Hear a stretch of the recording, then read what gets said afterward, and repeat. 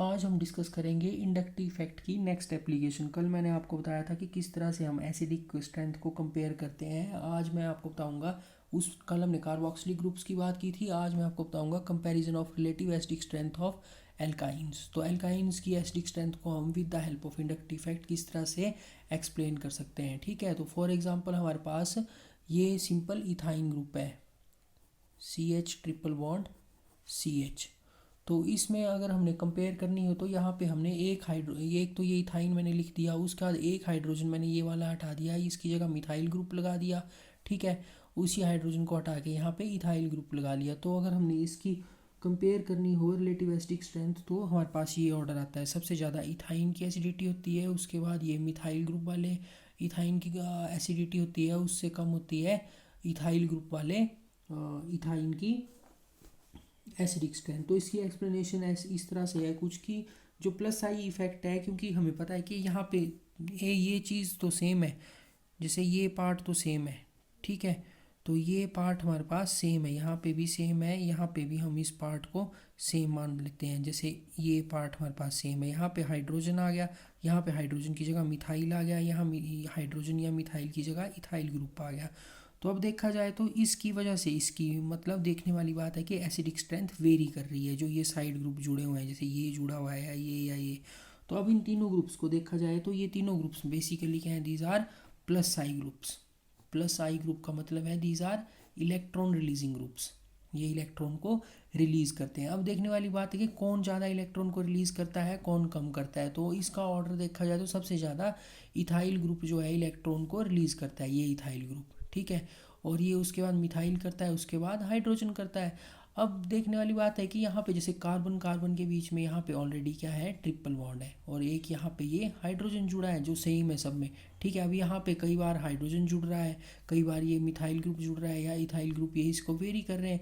तो यहाँ पे इस कार्बन के ऊपर क्या है, ऑलरेडी एक ट्रिपल बॉन्ड है। ठीक है, ट्रिपल बॉन्ड का मतलब है एक सिग्मा बॉन्ड है, दो इसके ऊपर पाई बॉन्ड है, तो इसके ऊपर इलेक्ट्रॉन डेंसिटी ऑलरेडी प्रेजेंट है, ज़्यादा है। ठीक है, और उसके बाद जो ये ग्रुप है तो ये इलेक्ट्रॉन रिलीजिंग ग्रुप है, सबसे ज़्यादा ये रिलीज कर रहा है इलेक्ट्रॉन। तो इसका मतलब है कि सबसे ज़्यादा इलेक्ट्रॉन डेंसिटी कार्बन के ऊपर ये करेगा, इंक्रीज करेगा इलेक्ट्रॉन डेंसिटी। उससे कम ये करेगा, उससे कम ये करेगा। अब इलेक्ट्रॉन डेंसिटी मैंने आपको बताया ही है कि बेसिकली क्या होता है, ये जो कोवलेंट बॉन्ड के इलेक्ट्रॉन है they are slightly displaced toward the less electronegative group, और मतलब ठीक है। तो यहाँ पे हमारे पास है इलेक्ट्रॉन रिलीजिंग ग्रुप्स हम देख रहे हैं, तो ये इसको इलेक्ट्रॉन डेंसिटी को इंक्रीज करेगा। सो electron withdrawing tendency of carbon in CH group. तो यहाँ पे जो ये कार्बन है this is a sp hybrid carbon है ये। तो हाइब्रिड का कॉन्सेप्ट मैं आपको बता चुका हूँ। तो ये sp हाइब्रिड कार्बन है। तो S करेक्टर जितना ज़्यादा होता है हाइब्रिडाइजेशन में, उतनी ज़्यादा उसकी क्या होती है, ग्रुप की इलेक्ट्रो नेगेटिविटी। ठीक है, तो जैसे एस पी, तो यहाँ दो ऑर्बिटल हैं एस और पी, तो 50% ये है, 50% पी ऑर्बिटल है। अगर आप sp2 की बात करें तो यहाँ पे टोटल एक s ऑर्बिटल है, दो p ऑर्बिटल है, तो टोटल 3 ऑर्बिटल है। तो एक ऑर्बिटल के हिस्से कितना आया, 33% आया। ठीक है, तो यहाँ पे एक ही s ऑर्बिटल है, तो यहाँ पे जो s करेक्टर है दैट इज़ ओनली 33%। ठीक है, तो s करेक्टर, ठीक है, percentage will directly increase the, क्या इंक्रीज करेगा, ये इलेक्ट्रोनेगेटिविटी इस कार्बन की। ठीक है, तो एस करेक्टर यहाँ पे देखो ज़्यादा है, 50% है, यहाँ पे 33% है sp2 के केस में। sp में एस करेक्टर 50% है, तो जो एस के परसेंटेज निकाली ना हमने, तो यहाँ पे देखो मैं वही बोल रहा था आपको कि this group triply bonded carbon tends to decrease the, ये जो ट्रिपली बॉन्डेड कार्बन है, यहाँ पे दो ट्रिपली बॉन्डेड कार्बन है, एक कार्बन ये C1 है मान लो, ये दूसरा C2 है। तो ये जो ट्रिपली बॉन्डेड C2 कार्बन है इसमें एस करेक्टर 50% है, इसमें 50% है। तो एस करेक्टर ज़्यादा होने की वजह से क्या, इलेक्ट्रोनेगेटिविटी ज़्यादा होगी इस कार्बन की। तो ये क्या करेगा, इलेक्ट्रॉन को अपनी तरफ अट्रैक्ट करेगा तो ये भी, पर इसके पास इलेक्ट्रॉन रिलीजिंग ग्रुप प्रेजेंट है, तो इसकी थर्स्ट को कुछ हद तक वो शांत कर देगा।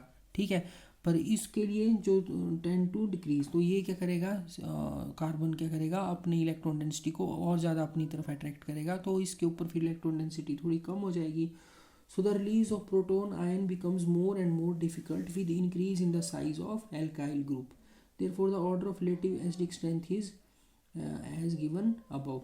तो क्या करेगा इसको, मतलब एस करेक्टर होने की वजह से इलेक्ट्रोनेगेटिविटी ज़्यादा है तो ये इलेक्ट्रॉन्स के लिए थ्रस्ट क्रिएट करेगा। तो थ्रस्ट क्रिएट करने के लिए इसके पास ये ग्रुप अवेलेबल है इस केस में, ठीक है। तो ये इसकी थर्स्ट को शांत कर देगा। पर यहाँ पे देखो मिथाइल ग्रुप है वो कम इलेक्ट्रॉन रिलीजिंग है और सबसे कम हाइड्रोजन है, तो इसलिए सबसे ज़्यादा एसिडिक करेक्टर किसका होगा, इस एल्काइन का होगा, इथाइन का। अगर आपको कंपेयर करने के लिए पूछा जाए तो एक बार फिर से मैं रिपीट कर देता हूँ कि जैसे इंडक्टिव इफेक्ट की एप्लीकेशन स्टडी कर रहे हैं हम आज, comparison of relative acidic strength of alkynes. तो वो जैसे कल हमने कार्बोक्सिलिक ग्रुप की करी थी तो आज हम एल्काइन की करेंगे, ठीक है। तो एल्काइन में हमने इथाइन ले लिया और इथाइन के दो डेरिवेटिव और ले लिए। डेरिवेटिव कैसे, हमने हाइड्रोजन को रिप्लेस किया और यहाँ पे क्या लगा दिया, मिथाइल ग्रुप लगा दिया। फिर इस हाइड्रोजन को फिर रिप्लेस किया, यहाँ पे क्या लगा दिया, एल्काइल ग्रुप लगा दिया। तो इस सब को समझने के लिए हमें सबसे पहले ये पता होना चाहिए, जो मैं चीज़ आपको बता रहा था ये, कि हमारे पास हाइब्रिडाइजेशन का पता होना चाहिए। और हाइब्रिडाइजेशन का मतलब होता है जितना ज़्यादा हाइब्रिडाइजेशन में एस करेक्टर होगा उतनी ही ज़्यादा क्या होगी, इलेक्ट्रोनेगेटिविटी होती है। इलेक्ट्रोनेगेटिविटी क्या होती है, कोई भी बॉन्ड है जैसे ए बी बॉन्ड है उसमें जितनी ज़्यादा इलेक्ट्रोनेगेटिविटी जिसकी होगी वो इलेक्ट्रॉन्स को अपनी तरफ अट्रैक्ट करेगा और यहाँ इलेक्ट्रॉन डेफिशिएंसी क्रिएट कर देगा, ठीक है। एडजेसेंट एटम पे अगर बी की ज़्यादा है, अगर ए की ज़्यादा है तो ए इलेक्ट्रॉन्स को अट्रैक्ट करेगा और बी के ऊपर इलेक्ट्रॉन डेफिशिएंसी क्रिएट हो जाएगी, ठीक है। तो यहाँ पे इस तरह से हो जाएगा। तो इलेक्ट्रॉन डेफिशिएंसी को अब हमें इसको, मतलब इलेक्ट्रॉन डेफिशिएंसी का मतलब है जी जिसके ऊपर इलेक्ट्रॉन डेफिशिएंट हो जाएगा उसके ऊपर थ्रस्ट आ जाएगी इलेक्ट्रॉन्स के लिए, ठीक है। तो जैसे आपको थ्रस्ट लगी है तो आप you will satisfy your self by drinking water, ठीक है। तो इस तरह यहाँ पे वाटर का काम क्या कर रहे हैं, इलेक्ट्रॉन कर रहे हैं। तो हमने बताया कि जो ये एल्काइन ग्रुप होते हैं यहाँ पे sp हाइब्रिडाइजेशन होती है। तो sp हाइब्रिडाइजेशन का मतलब यहाँ एक s ऑर्बिटल है और दूसरा p ऑर्बिटल है। तो 50% s करेक्टर है, 50% p करेक्टर है, ठीक है। और sp2 अगर हमारे पास हाइब्रिडाइजेशन होगी तो वहाँ पे एक s हुआ और p2 का मतलब हुआ 2 p ऑर्बिटल हुए, तो टोटल हमारे पास 3 ऑर्बिटल हुए। तो जो हमने हर पर ऑर्बिटल परसेंटेज निकाला उसमें करेक्टर पर ऑर्बिटल, तो 33% आया। तो इसका मतलब है s ऑर्बिटल वहाँ पे 33% है sp2 के केस में, और p ऑर्बिटल जो है वो 33 + 33 है क्योंकि 2 p ऑर्बिटल है। तो यहाँ पे sp हाइब्रिड ऑर्बिटल है तो sp का मतलब 50% s करेक्टर है और इसकी इलेक्ट्रोनेगेटिविटी ज़्यादा है। जितना ज़्यादा s करेक्टर होगा उतनी ज़्यादा इलेक्ट्रोनेगेटिविटी होगी, ठीक है। तो यहाँ पे ये कार्बन जो है इसके ऊपर तो ये इथाइल ग्रुप या मिथाइल या जो भी जुड़ा हुआ है, ठीक है, वो इलेक्ट्रॉन को क्या कर रहा है, रिलीज़ कर रहा है, ठीक है।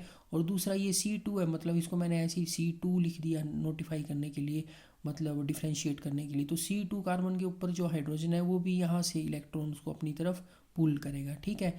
तो जितना ज़्यादा ये पुल करेगा उतनी ज़्यादा इसकी थर्स्ट जो है वो शांत रहेगी, ठीक है।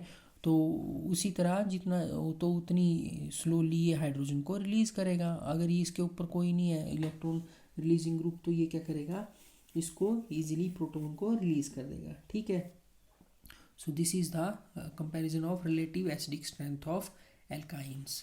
तो आपने इसको रिवाइज कर लेना, अगर कहीं दिक्कत आएगी तो पूछ लेना, ठीक है। नेक्स्ट है कंपैरिजन ऑफ रिलेटिव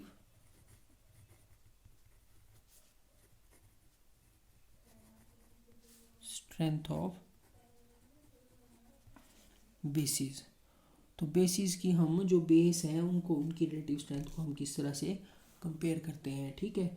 तो like ammonia all aliphatic amine that is primary secondary और tertiary are basic as they possess a lone pair of electron which they easily donate to a proton. Also greater the tendency of amine to donate its lone pair of proton, stronger is the base. तो amines क्या होते हैं हमारे पास, जैसे ये है RNH2 तो R हमेशा हम इसलिए लिखते हैं क्योंकि ये जनरलाइज कर देते हैं हम, यहाँ R कुछ भी हो सकता है, मिथाइल हो सकता है, इथाइल हो सकता है। तो यहाँ भी हमने लिखना हो तो R लिख सकते हैं, पर यहाँ हमें डिफ्रेंशिएट करने थे अलग अलग तो हमने उनका एक्चुअल जो है वो लिख दिया, ठीक है। तो जनरलाइज फार्मूला एमीन्स का ये होता है RNH2। तो इनके ऊपर क्या होता है, बेसिकली नाइट्रोजन के ऊपर लोन पेयर ऑफ इलेक्ट्रॉन होता है, तो ये इजीली डोनेट कर सकते हैं, तो इसलिए इसको क्या बोलते हैं, बेस बोलते हैं। और जितनी इजीली ये इलेक्ट्रॉन लोन पेयर को डोनेट करेगा अमीन उतना ही ये स्ट्रॉन्ग बेस होगा। सो कन्वीनियंट वे है इसको एक्सप्रेस करने का, RNH2 + H2O। तो हमारे पास क्या बना, RNH3 positive plus hydroxyl A9, ठीक है, तो बेस क्या होता है के बी